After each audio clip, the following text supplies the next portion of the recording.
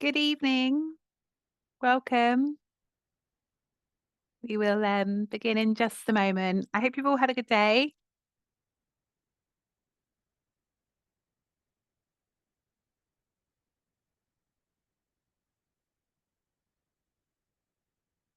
Okay, let's get started. Um, Lovely to see you this evening. We're going to have an evening talking about food, which makes me very happy. And we're going to be talking about 5 foods for metabolic health. So this is a huge list, really. We could go on for a long time, but I sort of picked out sort of some key ones that have particular benefits for balancing metabolic health. For those of you who haven't met me, my name's Rebecca. I'm a dietitian and practice manager at Coombe Grove, and we are a centre for metabolic health, hence the title today. So let me show you what we're going to be talking about this evening. I'm going to give you a very brief overview of metabolic health. I'm sure a lot of you have been to webinars before, but I don't want to assume. So we'll just talk briefly.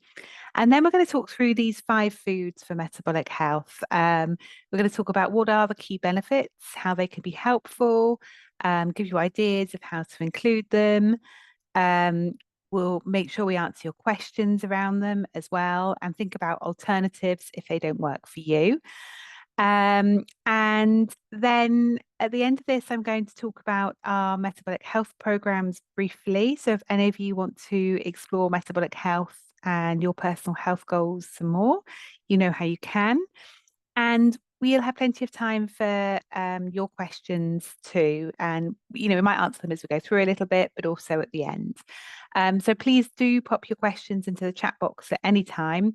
And if I see them coming in, I might answer them as we go along, but we'll also make time further on. Just to say that what I'm talking about this evening isn't medical advice. This is general information that some of you might find helpful to experiment with yourself. But please also always use the guidance of your health professionals as well. And please feel free to have your cameras on or off, wherever you're more comfortable. It's always lovely to see some of your faces.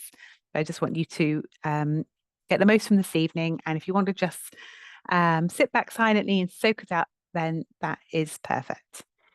Okay. So, metabolic health is what keeps us running and what keeps us working really well every day. It is our engine and it's the basis of your physical and your mental health. So, it's the ability of our body to be able to utilize food from the moment we take it in to digesting it, storing it, processing it, and either using that for fuel immediately or storing it to use later. And if we're able to do this whilst maintaining balance, then we will thrive. And our body needs to do all of those things. And it's a huge number of processes and reactions going on to enable that. And all of that is dependent on you having enough of the right nutrients, there not being too much inflammation going on, your gut health being good. And your body needs to maintain balance. It needs to bring things back to healthy levels all the time. So, for example, our blood glucose levels, the levels of fat in our blood pressure. These are just a few of the examples. And a lot of the time, our body has to work harder than it should in order to do that. It's spending a lot of time fighting to maintain balance rather than very quickly maintaining balance after you eat and then heading into repair mode instead. So, we are said to have good metabolic health if all the measures of metabolic health are in a healthy range. And that's not very many of us. So, GPs in the UK, they suggest that almost 90% of people in the UK don't have good, balanced metabolic health, which means that most of us aren't in an optimal place. So, what we're talking about today really, should be interesting for everyone. And even if your metabolic health is really good, there's always room for optimizing that even further. So these are the markers of metabolic health that we use at Coombe Grove. So this is more than the metabolic health markers that are used generally. Um, Commonly, you'll have markers such as waist circumference or weight or blood pressure, um, cholesterol, glucose measured. But we want to look at these in a really sort of comprehensive way to be able to collect what's going on across your whole body. I'm including markers which show us your strength and fitness and quality of life because these are really important for our physical and mental health as well. The really good news about metabolic health is that we can always improve these markers. We can always improve where our health is, often dramatically, often quickly too. So, metabolic health is wonderful because we can measure it and we can set goals and we can make a plan and we can improve it. So this is how imbalanced metabolic health shows up for people. And it shows up in different ways for different people. Um, and basically, one of the underlying causes of metabolic health, not the only one, but a big one, is insulin resistance. So, insulin is a hormone, and one of its jobs is to help us to utilize fuel. So, what it does is it helps us to get glucose from our bloodstream into our cells. That's one of the things it does. So, if we become insulin resistant, our body isn't able to do that effectively. We're not able to get a lovely, steady, consistent stream of glucose into our bloodstream. It blocks fuel, not just glucose, but other fuel as well. And this has a really big impact on how we feel. So for some people, this might show up as feeling tired, feeling sluggish, or real dips in their energy. And this is one of the most common signs of metabolic health. So many people that I speak to feel tired a lot of the time. Imbalanced mood, so changes in mood, um, symptoms of anxiety, symptoms of depression, um, and more serious mental health impact as well. Um, so, all the things I've described in struggling to get that energy, that glucose into your cells, that happens around your whole body, including your brain. Now, if your brain isn't able to get a lovely steady stream of energy that it needs, it's going to struggle, and that's going to impact concentration, focus, mood, and symptoms. Um, the other ways that insulin resistance impacts mood and mental health is increased inflammation, your mitochondria not working so well, lots of other things as well. So mood symptoms, symptoms in how you're feeling, symptoms in your cognition can be really common. Hunger and cravings is another common symptom of imbalanced metabolic health. Now, if you imagine your body is struggling to get your fuel where it needs to be, so to your body, it feels almost like it's starving. It hasn't got this fuel it needs. So it's trying to look after you. And what it does is it makes you feel hungry. It makes you want food again. And it's looking for the quick options. So very often you'll have cravings for sugar-rich foods, carbohydrate-rich foods to give you that quick fix of energy.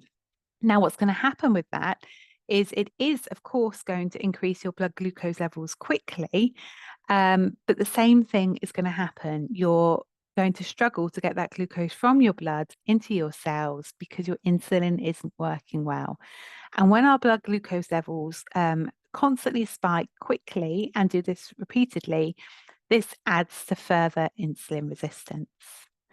Aches and pains, this is really common as well. And when people make changes to the nutrition, like we're going to talk about this evening, but the other elements that impact metabolic health as well, they very quickly see a reduction in aches and pains they have. So, for example, it might be joint pain, it might be knee pain.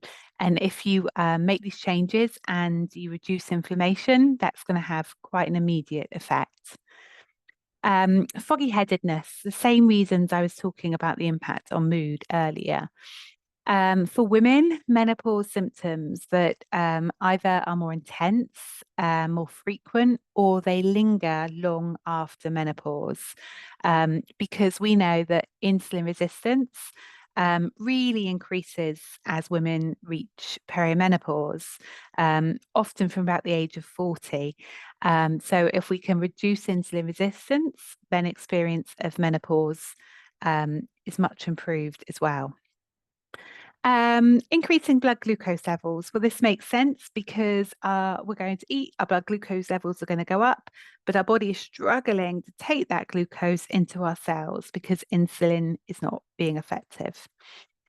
Weight gain, because insulin is a storage hormone. So if insulin levels are high, our body will be storing fat instead of burning fat. We need to bring insulin down in order for your body to be able to release fat. And that's something we can do effectively. Tends to be that weight gain around the abdomen. So particularly like increasing waist circumference and fat building around and within our organs, which obviously impacts how well they're able to function. And then just generally deteriorating health and fitness. So not feeling on top form, not feeling great, feeling maybe like you're getting older, like you're aging, and you might be getting older, but it's not necessary that your health deteriorates quickly. It's not necessary that you have more and more medication as you age. Very often, it's the role of insulin resistance taking hold. And this is often associated with muscle mass decreasing as well, and the impact of, things like stress levels over a long period of time, the impact of sleep being disrupted, the impact of processed food. All of these things build up and, impact our metabolic health. But as I say, all things we can do about. Now, the image you can see on the right, so this is the tree of metabolic health, and this is showing you some of the chronic conditions that are increased by poor metabolic health. And you can see it's vast and it's really diverse. And it's really conditions which affect every part of our body, from gout in our feet right up to things in our brain, things like dementia or anxiety, Alzheimer's, and everything in between, really. Most of the common health conditions that didn't exist, tens of years ago or were very rare, most of them are due to our metabolic health. So the wonderful thing is when you make some changes, you're going to impact more than one thing. So you'll likely see a difference in your energy. You'll likely feel a difference in pain. You're going to notice a difference in your body composition. You're going to have more vitality, more motivation, and you're going to be decreasing things like risk of dementia, risk of a lot of cancers, heart disease, all through the same steps, which is really positive. Okay, now this really shows that very well. So this is showing you that metabolic health is a continuum. You would have started on the far right with really good metabolic health. Your body was balanced, it was finding everything easy. You would have spent most time with your body working hard on repair and keeping you well. As time went on and all the factors I talked about, food, maybe not quite doing as much activity, stress, or maybe just one of these things, over time that impacted your metabolic health. And it might be that you haven't been aware of this, because for a long time we're in this comfort zone in the center.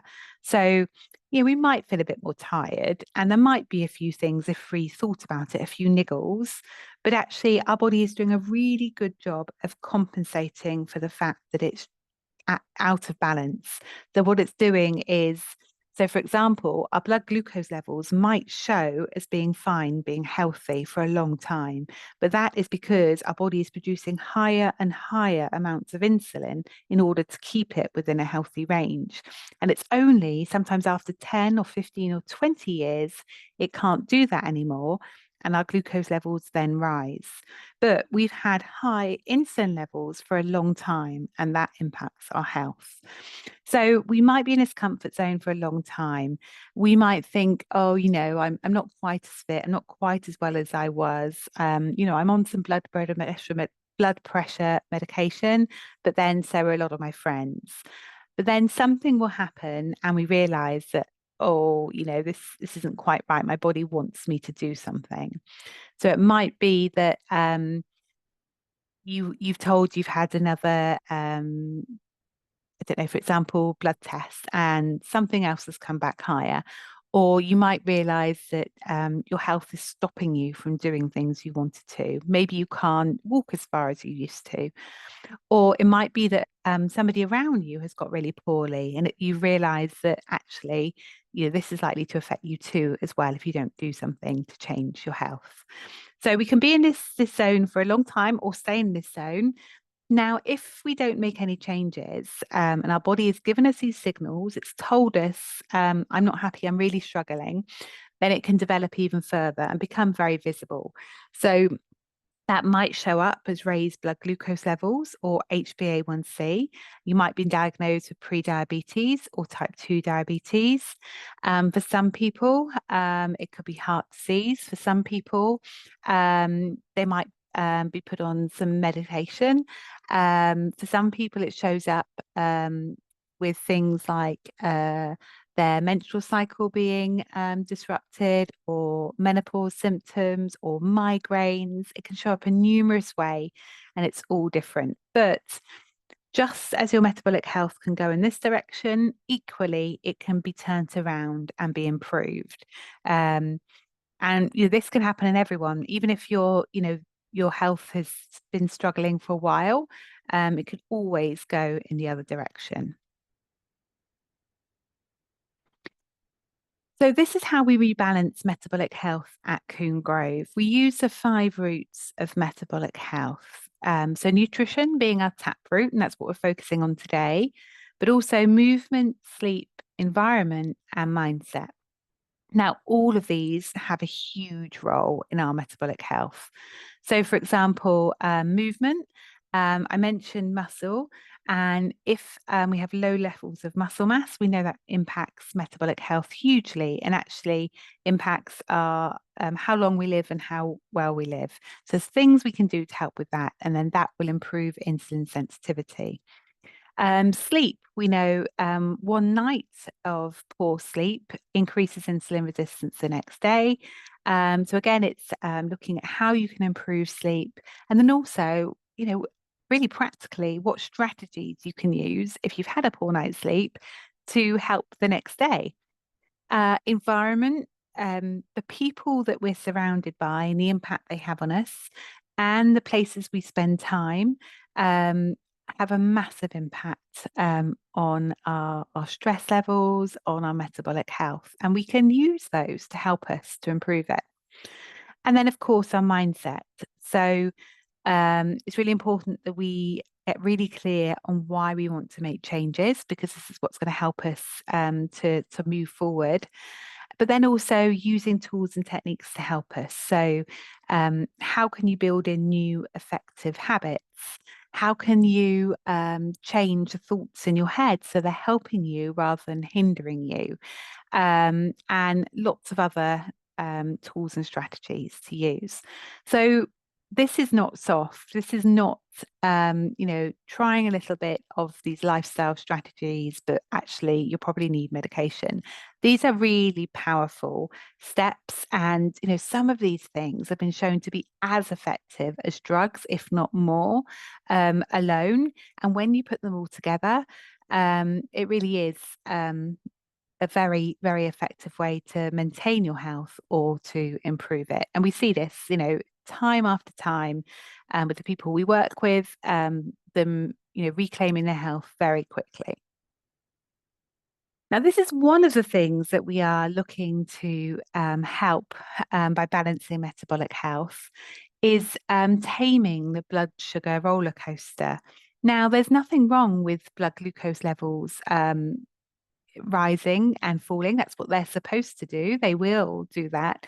But what we want to do is to stop really big spikes from happening frequently, because then when that happens, has a massive impact on our energy levels, on our mood, on our hunger, and what also has a big impact on, how high our blood glucose levels are over time. And when our blood glucose levels are raised, this impacts every part of our body. So, for example, high levels of blood glucose can damage all our small blood vessels. When glucose levels are high, it can cause something called glycation, where they react with proteins in our body and change how those proteins work.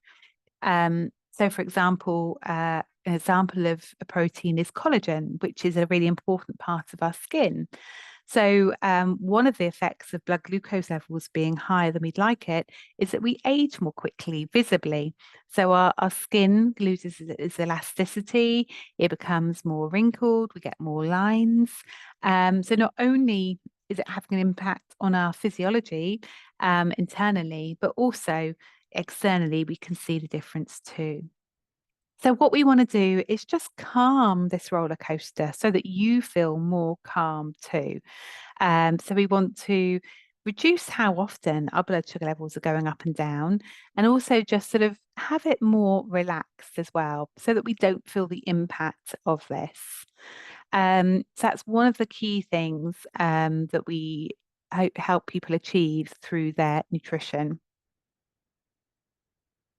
Okay, so this is our plates, our balanced plates that we use at Coombe Grove. Might look a little bit different to healthy eating plates you've seen previously.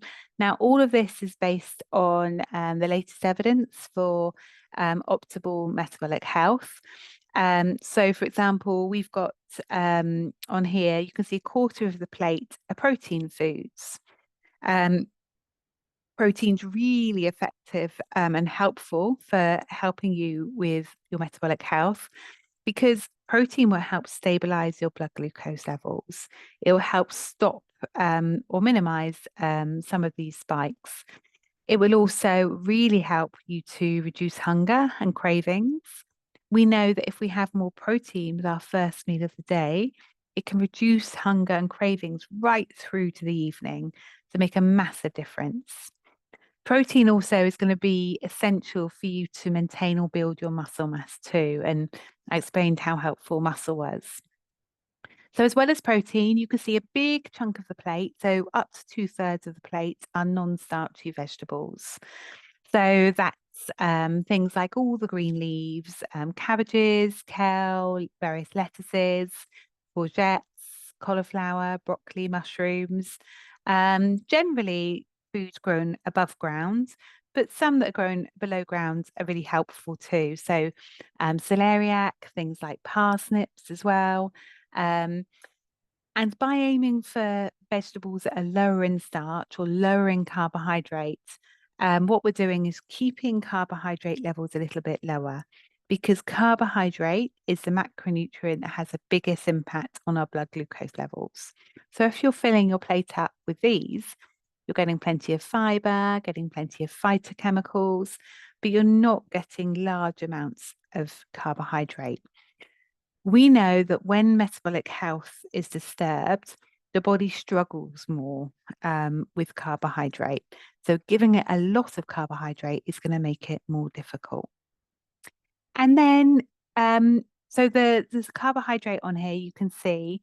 So we personalize this to each person, but you can see we recommend up to 15% of your plate being carbohydrate. Now, that might come from things like if you have potatoes, rice, sweet potatoes, squash, some of the more starchy vegetables. It might come from things like fruits. There's carbohydrate and beans, lentils, but ideally it's coming as much as possible from whole, real foods. And then natural fats. which are a really important part of an optimal metabolic health diet. And we suggest using them almost as a condiment. So thinking about having approximately 1 to 2 tablespoons of them, that will vary per meal. And that could be any fat in its natural form. So it might be olive oil, coconut oil, butter, avocado, nuts, the fats on meat, oily fish. Anything that's in natural form, your body will be able to recognize, it'll be able to deal with. Um, and fats are going to be incredibly helpful for you to feel full and satisfied by your meal. And not only that, they're essential. We need essential fatty acids, really important part of our brain, very important part of our hormones, the membranes throughout our body. And they make a massive difference to us enjoying our meals. Um, so you can see alongside that plate, these are our healthy eating guidelines. So the biggest thing is eating as much whole, real foods as possible. Um, and then the other things I've talked through and drinking plenty of water as well. So these are the 5 foods I'm talking about this evening that I think can be particularly helpful for metabolic health and in helping you to improve the metabolic markers I mentioned earlier. Um, so we're going to run through each of these and I'll explain why and we can talk through. So the first one is eggs and beef, mackerel, kimchi, and pumpkin seeds. So anyone expecting to see anything else on that list?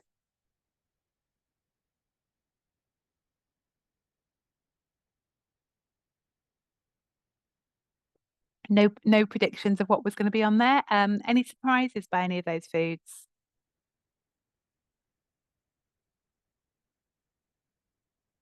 Poultry and green veg, yep. Beef, yep. Um, pumpkin seeds. So a few surprises. Hopefully it will all make more sense as we go through. Yeah, poultry can absolutely be helpful for metabolic health. I'll explain why I put beef on there instead of poultry. And we can talk about a substitute for eggs as well. And yep, green vegetables can be really helpful too. I've chosen kimchi as a vegetable because fermented vegetables have added benefits. So let's go through and I can talk about all of them. Yes, other ferments too, definitely. Doesn't have to be kimchi particularly.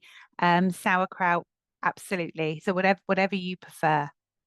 So my number one food is eggs.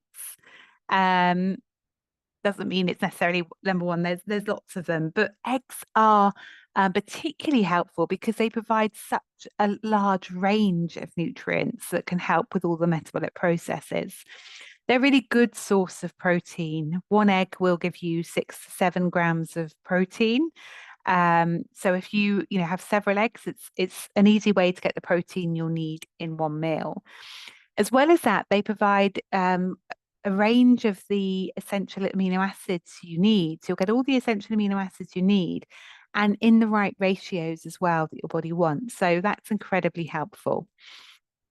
Um, as well as that, they're a really good source of choline, which is a nutrient we don't talk about very much, but it's incredibly important. And there's lots of studies now linking choline with better health. It's really important for our metabolism to work. Very important too for our brain function, and our nervous system too. And choline's shown to be particularly helpful for our mental health too. So a very important nutrient that you'll get plenty of in eggs. Now, there used to be concern about eggs and high levels of cholesterol in eggs. So there used to be some reservations about how many eggs you should eat. And I still talk to people and they're very confused about whether they should be moderating them, whether they should be having 1 egg a day. So I wanted to share with you this study by a guy called Nick Norwitz, who is an academic who does these kind of slightly crazy experiments on himself and shares the results. But this this sort of case study is backed up by much more rigorous evidence. And so he ate 720 eggs over the course of a month, which is the equivalent of 1 an hour for 24 hours. He didn't eat them constantly, but the equivalent. And what he wanted to see is what was the impact of eating, a very high amount of eggs over, 4 weeks is a pretty good amount of time to see those immediate impacts on things like cholesterol levels. Um, and what he saw was over this month, or over the first 2 weeks, it's a lot of eggs. It's a huge amount of eggs. And for the first 2 weeks, that's all he ate, just eggs. And he saw his cholesterol levels reducing by 2% in this time. So this really indicating that we do not have to be concerned about eggs increasing our cholesterol levels in most people.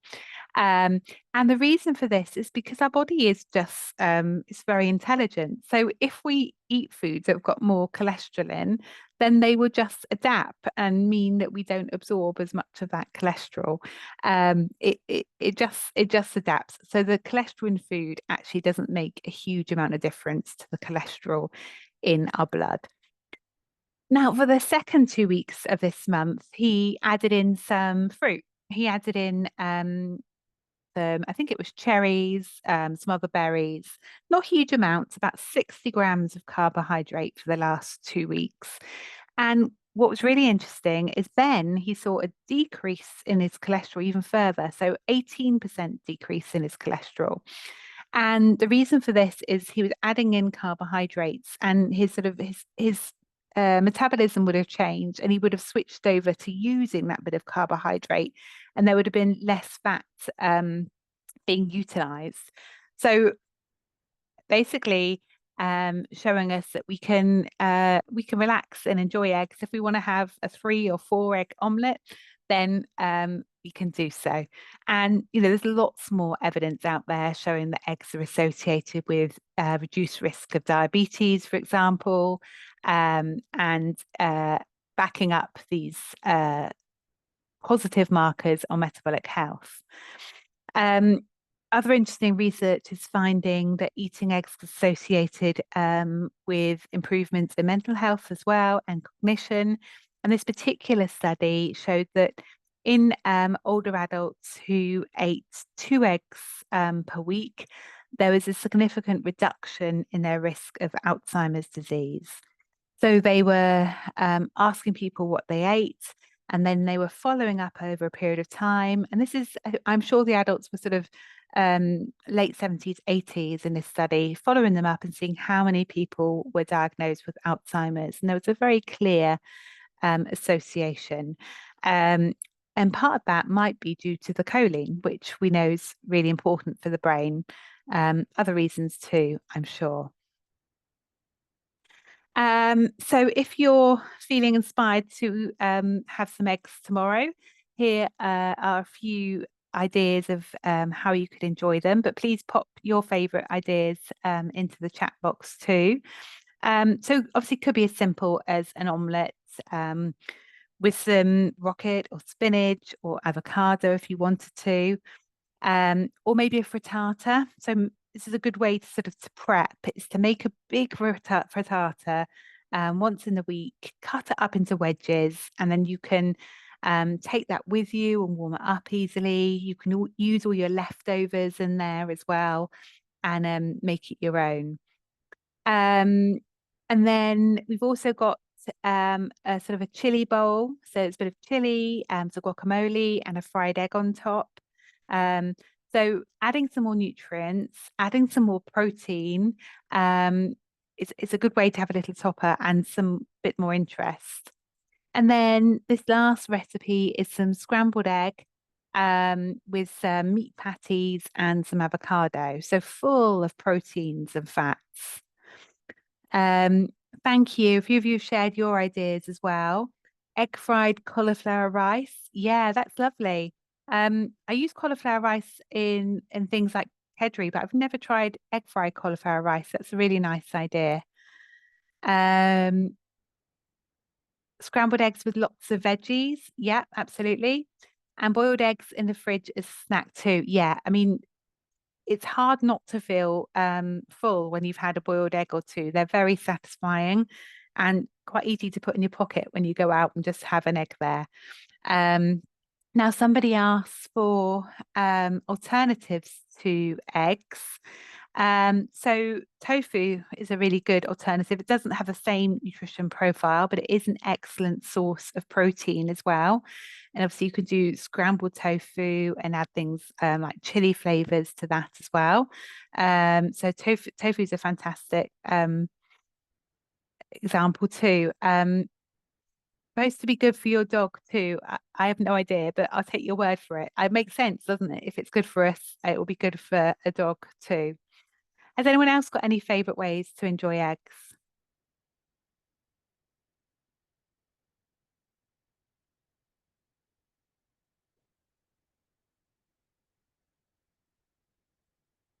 It can be as simple, of course, of just having um, some poached eggs alongside something, or just a plain warm boiled egg as well. It doesn't have to be difficult or complicated. Okay, let's move on to our second food. Thank you. Keep putting your ideas in there, and everyone can see them, and you can all share each other's ideas. So number two, beef, which a couple of people were surprised about, and often one which is a bit more contentious, is beef, because we often hear about beef being a food and red meat being a food that we should restrict or not have too much of. And sometimes concerns around, well, historically, concerns around saturated fat and the impact on our cholesterol levels. We now know that there's no concern about saturated fat and the impacts of our cholesterol levels. So sometimes now we hear about beef impacting colon cancer. Um, so this is something that I've looked at time and time again, and Professor Benjamin Bickman, who is, I would say, one of the authorities on metabolic health, um, he has looked at this and he summarizes that really the evidence does not justify the concerns for eating beef or red meat with cancer. The research really is not strong. Um, and certainly there's no robust human studies showing a link. And beef is one of the foods we've eaten for a very long period of time. Um, and so, it seems difficult that we would have eaten a food that had an impact on our health. And also, when you look at the nutrient profile, and also things like um, this master antioxidant glutathione, which we get from eating beef, and we're also able to produce more from beef because it provides the precursors, the amino acids needed to produce it. Well, glutathione is known to help repair, help reduce inflammation, help reduce oxidative damage. So, sort of doing the opposite of causing health problems. So, things such as glutathione, one of the real benefits of beef, and this antioxidant has been shown to help various conditions, autoimmune conditions, things like rheumatoid arthritis. So, really interesting. The other nutrients that beef is particularly helpful for is obviously protein. If you eat meat of any kind, so poultry too, absolutely, and all the other types of meat or fish, it's a very simple way to get your protein intake up quickly and to get the range of amino acids. Doesn't mean it's the only way, and it's about eating the way that suits you. So you can absolutely get protein in other ways, but it's very easy to get your protein up with mince. You can quite easily, you can see in a steak, get more than 50 grams of protein in a steak. And if you think for most people, if they're ideally getting to 100 grams of protein in a day, then they're doing pretty good. That is individualized, but just a rough number. So beef is also excellent for the nutrients that are particularly helpful for metabolic health. So iron, and this is something I see very commonly. People have low levels of iron at the beginning when their metabolic health is poor. Um, and makes a massive difference in terms of things like their thyroid function and their energy levels too. And then zinc as well, this really crucial mineral, so important for our immune system, so important for wound healing, for skin, for example, very important in lots of hormonal pathways. And B12, which this impacts our mood, our mental function, our energy, all levels, all elements of health.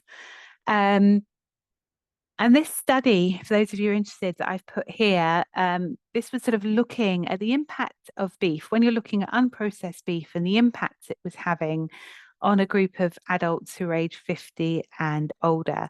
And found that it was a very useful and healthy part of a diet. Now, it doesn't mean you've got to eat beef if you're not comfortable with it, but it just sort of suggesting it can be helpful for those who want to. Um, just checking the questions around beef while we're here. Yeah, absolutely. So we are beginning, Kirsty, to get the advice coming through and to see the adaptations as we learn more, which is really good. It's going to take a while for it to filter through completely. Um, Benjamin Bickman, yes, that was the name I talked about. So his book is absolutely fantastic. I've just forgotten the name of it, but it'll come back to me in a minute. But really interesting to follow his podcasts because he's really knowledgeable about insulin and communicates well. And with beef mince, what percentage of fat is best? Um, Generally, for most things, I go for foods that are as natural as possible. So, going for beef mince, it's got a high percentage fat. Having those fats in there are going to be really helpful for your brain, for your membranes. But also, that means you're going to be full and satisfied from that meal rather than going for the 5% beef mince, not getting that fat, and then wanting a snack shortly afterwards. And very often, the snacks that are available are the processed ones. How about beef and cholesterol levels?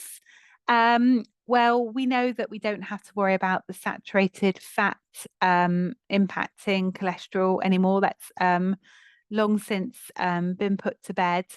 Um, so, so there wouldn't be any concern. And generally, eating beef would have a healthy impact on your lipid levels. The most important lipid level is looking at your triglyceride to HDL level. So this is most important for metabolic health and using that alongside things like HbA1c, waist circumference, looking at everything together. And certainly you would see positive impacts on those levels. And Nigel suggested biltong. Yeah, biltong's incredibly helpful. So if you like to go walking, hill walking, really easy snack to take with you. Thank you. Yes, Why We Get Sick by Benjamin Bickman. That's perfect. Yeah, great read. Okay, so some ideas for eating beef if you like it. Um, so braising beef, putting it in a slow cooker, putting a few spices with it, really simply, then you've got that beef you can use and pull out to make meals. Or above this, we've got sort of like a bowl, so some cooked meat, there's some couscous or quinoa here, a bit of a salsa and some guacamole, or a curry, using chunks of beef in a curry or a casserole, and then making your own burgers. So you can just very simply just use a pack of mince, season it how you want to, and cook it, and have the most wonderful pates or meatballs. Ron has asked, is beef liver okay? Yeah, absolutely. Liver is a great source of nutrients too. And I almost put it on this list. It's just beef felt a little bit more like more people would enjoy it. But liver is fantastic, absolutely fantastic. Just you just would have slightly less of it across the week than you would beef. Okay, so moving on to a fish, and I knew I wanted to include an oily fish in the list because We know that omega-3 fatty acids are so important for our mental and our physical health. Um, and I just feel like mackerel is a slightly underrated fish, and it's also can be inexpensive too. So it could be really helpful. Either some mackerel fillets or peppered mackerel fillets or tinned mackerel. Um, Either would be a fantastic way to get the protein, to get the fatty acids, and particularly these omega-3s. So you can get a really good amount of the EPAs and DHA from mackerel. Um, and we know there's really strong evidence that these omega-3s are really helpful for reducing inflammation, for improving our mental health, for reducing symptoms such as depression and anxiety, for helping our immune system and throughout the whole body. Mackerel is also really important for vitamins and minerals, things like vitamin D. And selenium is another surprising one. And there aren't too many foods that are a good source of selenium. But one mackerel fillet can give you almost 3/4 of the selenium you'd need in a day. And selenium is particularly important for our thyroid function. And B12 as well, which we know is so important for our energy and our mood, as well as other things. Um, so, including mackerel or other oily fish, getting these omega-3s can be helpful to improve our life expectancy. So, if you like mackerel, or you could swap it for trout or salmon or pilchards, any of the omega-3s, then enjoying these at least twice a week can be really helpful. If you don't eat fish, then you can get them from plant sources. You can have things like flax or walnuts, or you can use supplements. So a few suggestions for mackerel. At Coombe Grove, we have on the menu often a mackerel pate, which is made with smoked mackerel and cream cheese. So really filling, really satisfying. It's just served with some sourdough crackers, or you could make some seeded crackers and some salad. Using a tin of mackerel and just having that very with a simple dish in a salad, or making some fish cakes with some mackerel to keep it low in carbohydrate. You could use something like celeriac or swede instead of potato.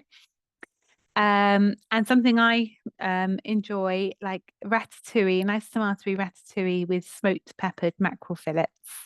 So really easy. Has anyone got any ideas of things they like to do with mackerel? Is it something anyone enjoys?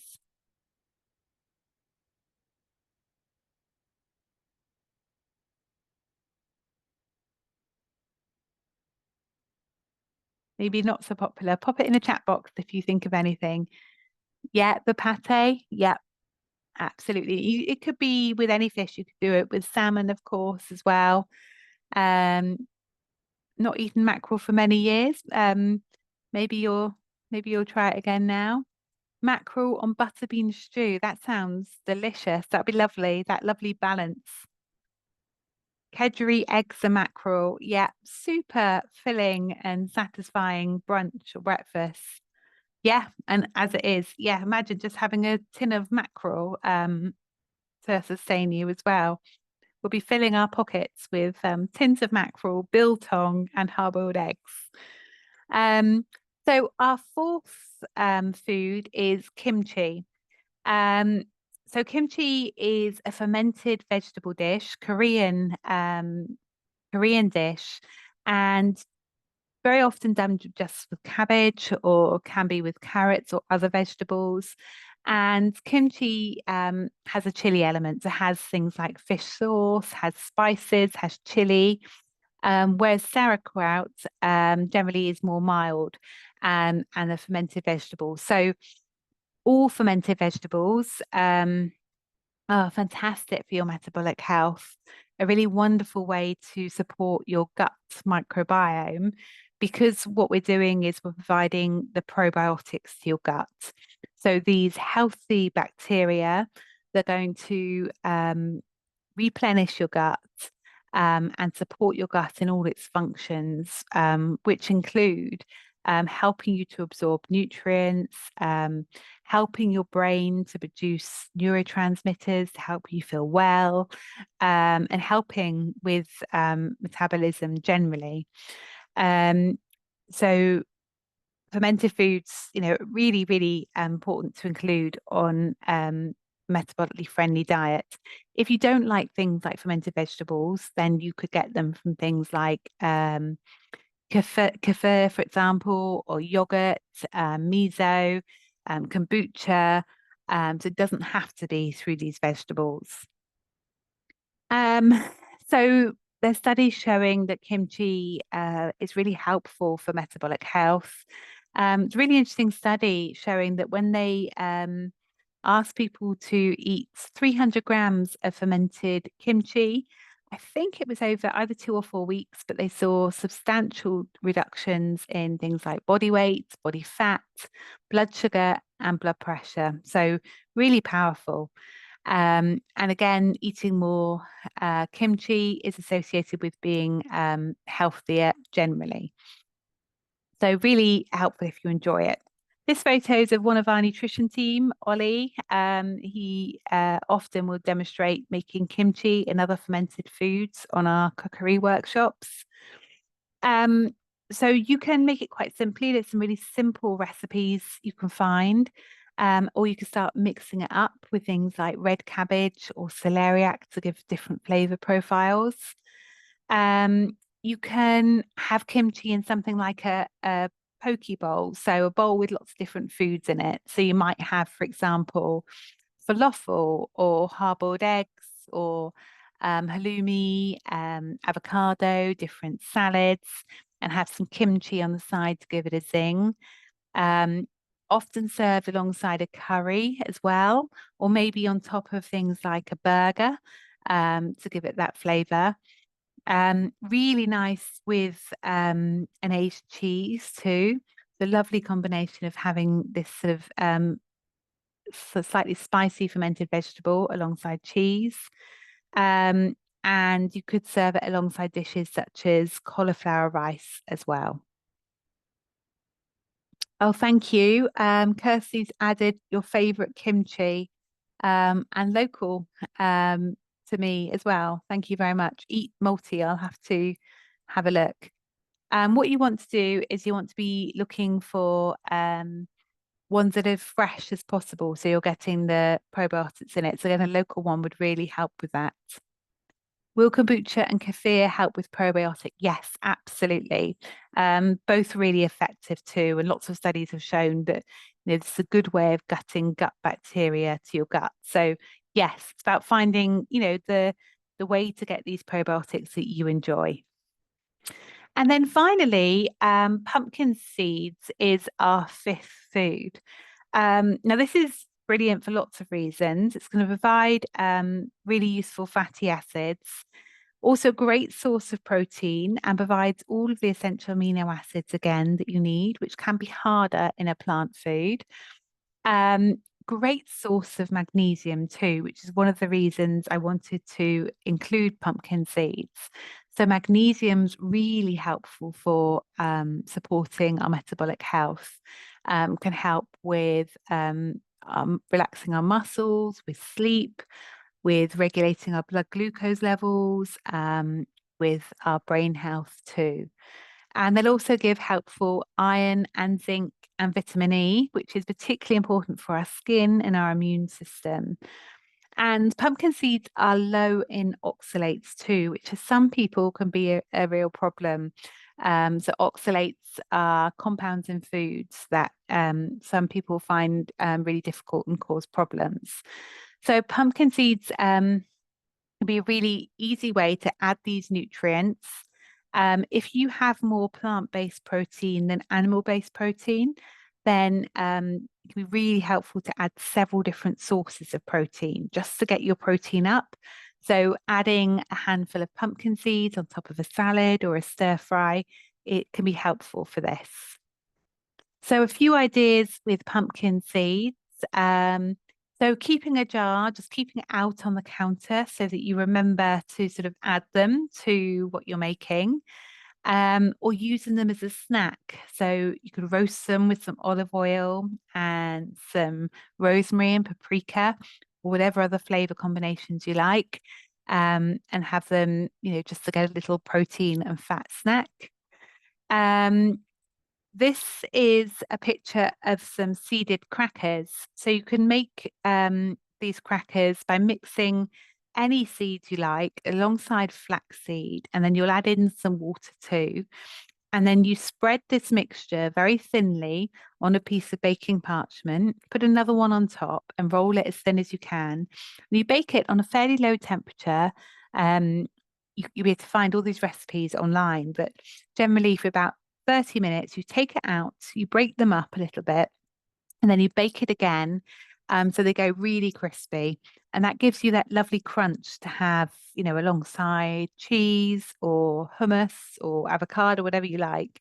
And, some people, when they reduce carbohydrates, they really miss, some of the textures of crackers or bread. So it's a nice base.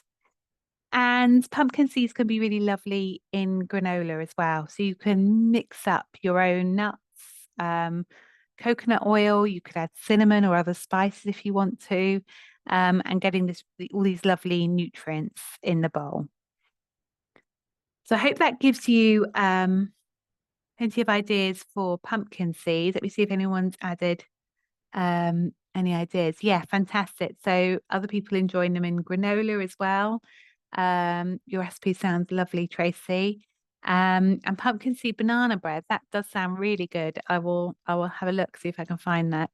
Um, and top of Greek yogurt and flour bagels too. Yeah, lovely. If you're having a sort of yogurt as a breakfast or a dessert, then topping them with some pumpkin seeds would be a lovely addition. So, just sort of summarizing nutrition for metabolic health, really just looking at this plate and seeing that, everything on there is going to be packed full of the ingredients that are going to help your body keep you well. So, really seeing every meal as an opportunity to nourish you and get you closer to your metabolic goals.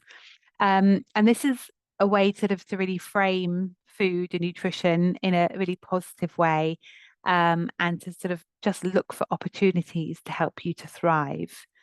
Um, if some of these foods did not appeal to you, then that doesn't matter because there are so many healthy foods. So it's about finding the things that are going to support you, but also that you really enjoy. Okay, so I'm just going to briefly run through our health programs before we see if there's any more questions. Um, so Coombe Grove is set just outside Bath. It's this lovely building here on the left. And we're a charity that was set up a couple of years ago, and we focus on helping people to improve their metabolic health. And we do that in several ways. So people either come and stay with us on a retreat at Coombe Grove, and therefore they can be completely immersed in an environment which is set up to help them to fast track and reset their metabolic health as quickly as possible, whilst they're learning how to continue doing that at home.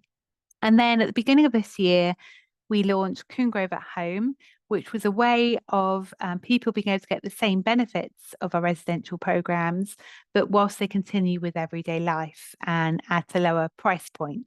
And we've got two groups now on this, and they're doing amazingly well.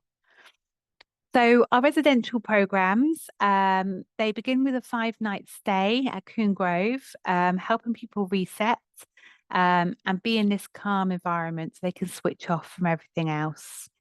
The program includes the full program, a treatment, a therapy, a one-to-one nutrition consultation.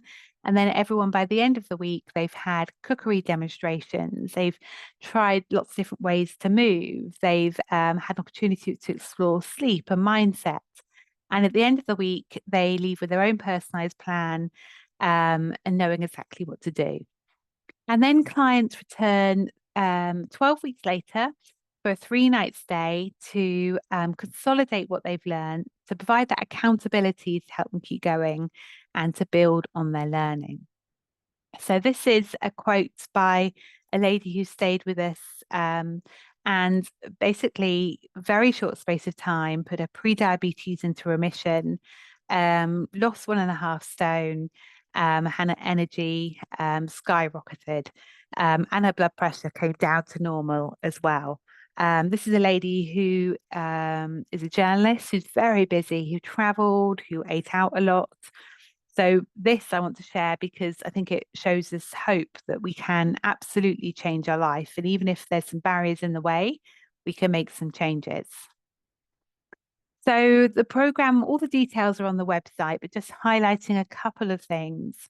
The program includes that initial 5-night stay and the 3-night return stay, your meals, your private room, the program, 2 60-minute treatments or therapies, and your nutrition consultation, and use of all the facilities at Coombe Grove. You'll also find out exactly where your metabolic health is at the beginning and then remeasure when you come back 12 weeks later.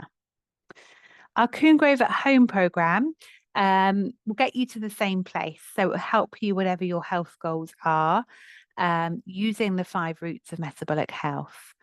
So you will have personalized one-to-one support through your own metabolic health coach who's a dietitian, and you'll also have a group. So you'll meet once a fortnight as a group, and everyone will encourage and share each other. And we're really seeing that, as well as having 3 45-minute one-to-one sessions. So you can really have that personalized support. These are a couple of examples of the experiences people are having so far. So some really significant changes across all sorts of things. We're seeing changes across hormonal balance, physical symptoms, pain, mood, weight, blood pressure, medications, sleep. And this is what Coombe Grove at Home includes. So it's a 12-week online program.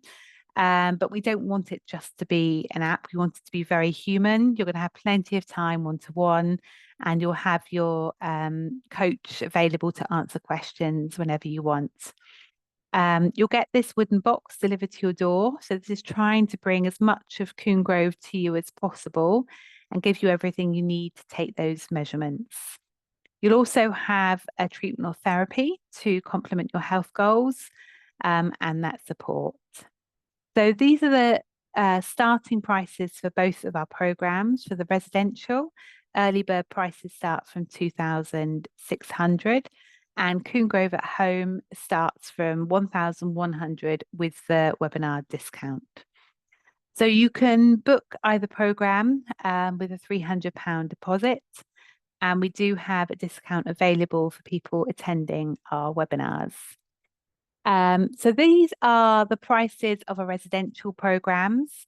So we have our metabolic health program running once a month, and these are the dates of our upcoming programs. You can contact us if you want to talk through dates or talk through if it's right for you. Our orchard rooms usually start at £3,200, but we do make some rooms available on every program at an early bird price to make them as accessible as we can. I realise it's still an investment. We have had a cancellation today on our program starting next week. So if you happen to be free next week and you want to get cracking, then please do reach out to us and we can give you a very special price. I'll pop the email in the chat box in a minute to contact us. And Coombe Grove at Home, our recent program started a couple of weeks ago. So our next program starts in June. We've got people booking those places already. So if you'd like to secure your place, you can do on the website. And you have a £100 webinar discount available for the next 48 hours. Our website is here. You can use this QR code to book a call with one of the nutrition team. And that would be a call to answer your questions, talk through options, and just a time to talk about you. You can also contact me as well. My email address is here. I'm going to pop in the practice email address as well, just because I am not working tomorrow. And if any of you wanted to grab a last minute deal for Monday, you could obviously call the team or contact them then to get that booked and get started. So I'm sorry, we have run over. I struggle to stop talking about metabolic health topics. So thank you for bearing with me, and thank you so much for all your thoughts and ideas and sharing, because it's going to be helpful to everyone here. Let me go up and see if there's anything else we can help with that's come in. Okay, so someone has said they've been diagnosed with fibromyalgia, which I'm finding hard to accept. Do you think there's a chance it could be insulin resistance instead? I think balancing your metabolic health and reducing any insulin resistance would be a really positive thing to do with your symptoms. Um, Obviously I can't talk about your diagnosis. I just don't have that information, but I think this is a really positive thing you can do, and certainly a lot of the people we've worked with have had fibromyalgia, and it can make a big difference. It's something really positive you can do, so I certainly would. Thank you for your lovely comments. um, does grinding up seeds make them go rancid if you prepare them for the week, or should they be ground up fresh each time? I do this as they are kinder to my teeth. Yeah, I think as long as you do it as regularly as possible, then yeah, absolutely. I can understand that they're tricky for teeth. So just as close to the time you can, but realistically, it's not possible to do it all the time. And just keeping them in a very airtight tin as well. Would eating red meat help clear fatty liver disease? Yeah, I was actually reading a study about this earlier today showing exactly this. And so, fatty liver disease, this is a buildup of inflammation and basically associated often with overconsumption of carbohydrate foods, along with all the other lifestyle things too. So, eating red meat could be one of the tools that could be helpful, certainly. Thank you, Tina, for your lovely comment. Yes, you will. You'll get a copy of this webinar will be with you by tomorrow at the latest, so you can go through and have a look. Is there a reliable way to check if one is insulin resistant? My blood sugar and triglycerides are normal. Fantastic. Cholesterol acceptable. So I don't know what the reason for this complete lack of energy and weight gain. I am perimenopause. Yeah. There are lots of different reasons going on. So, I mean, you can measure insulin. You can get fasting insulin measured, so you can actually see the sort of the root cause and not just blood sugar. It can be hard to get measured and expensive.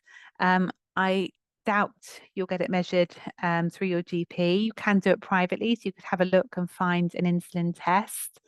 Otherwise, I'd say having a look across all those health markers, having a look at things like the level of muscle you have, the level of visceral fat you have, your waist measure too.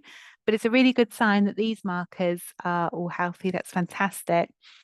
Other things to look out for are things like your iron level, vitamin D levels, thyroid function. These are all sort of some of my first go-tos around perimenopause. You want to check nutrient status as well as some of these key nutrients. So things like iron, vitamin D, B vitamins are all really important. There are lots of things that could be impacting energy levels. Obviously, the change in hormones is going to be impacting hugely, but hopefully that gives you a few things to look into. Thank you for your lovely comments. When you have clients who go into hospital, how do you advise them to manage hospital food, especially breakfast? It's so carb heavy. Yeah, absolutely. If you can take things with you, if you can take snacks with you that will keep and are nourishing, it's going to help you have some control and to choose what you have on the menu. I think as well, be really clear about how you like to eat. I know that things are very restricted, but there might be some way to give you more of the food you like to eat. Um, a place you could go to have a look to stock up on some suitable snacks is So and Arrow. I'll pop that into the chat box. So this is a shop, and they've got an online shop as well, run by Pauline Cox, who is a contributor. Actually, she's coming next week, so she'll be at Coombe Grove next week. But she runs this amazing shop. They've got lots of great products. You could have a look on there and find some things to take with you as well. And also get people to come in and bring you foods to top you up too. Um,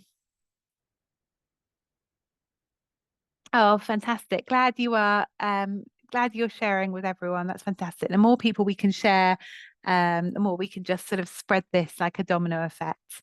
Be lovely to meet you soon, Victoria. Does vitamin C drink spike blood sugar? Ron, I do not know, but I'm going to look it up this evening and see. So I don't know, but thank you because I will find out. If you want to email me, then do, and I can tell you what I find. Um,